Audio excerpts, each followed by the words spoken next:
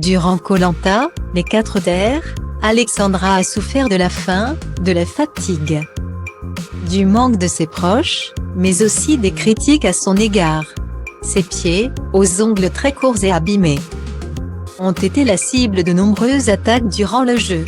Après des soins spécifiques, elle qui était si fière du. En décembre 2020, lors de la finale des koh Lanta, les 4 terres, ils étaient 3 sur les poteaux. Alexandra, Brice et Loïc se sont disputés la mythique et ultime épreuve du jeu de TF1. Et au cours de ces longues heures à tenir debout sur un pilier au beau milieu de l'océan. Un détail a interpellé les téléspectateurs.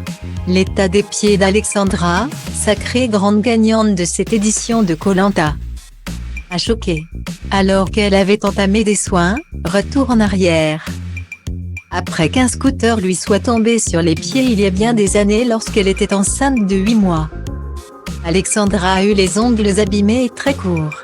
En janvier 2021, un mois après la diffusion de la finale, cette mère de famille avait filé chez le podologue dans l'espoir de réparer ses ongles via l'onychoplastie. Procédé qui permet de remplacer entièrement ou en partie l'ongle grâce à une prothèse lorsque celui-ci est abîmé, fragilisé ou manquant. Après avoir partagé femme et le joli résultat de ses soins, l'acolyte du défunt Bertrand Kamal annonce une mauvaise nouvelle. En story sur Instagram, Alexandra partage une photo de ses ongles de nouveau abîmés. La galère des pieds. J'ai marché pieds nus dans la terre, du coup mes résines ont pris un coup, lance l'aventurière. Mais la maman de Lana FF Ali a une solution. Je vais mettre du vernis non semi-permanent sur les gros doigts pour ne pas abîmer encore plus les résines en l'enlevant.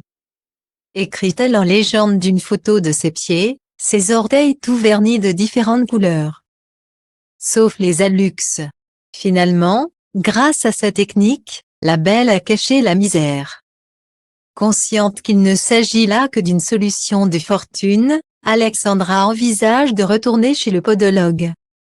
Si aujourd'hui elle ose afficher ses pieds, Alexandra a longtemps été complexée, notamment à cause des nombreuses attaques reçues après koh Lanta. Je subis beaucoup de critiques sur mon physique ou sur ma voix. Quand je vois que tout ce qu'on retient, ce sont mes pieds dégueulasses sur les poteaux après 45 jours d'aventure. Ça me dégoûte. En allant sur koh Lanta, je n'ai pas mis en avant l'esthétique. J'en ai ras le bol des critiques, avait-elle déploré auprès de Téléstar en décembre 2020. Heureusement, elle peut compter sur ses nombreux followers bienveillants.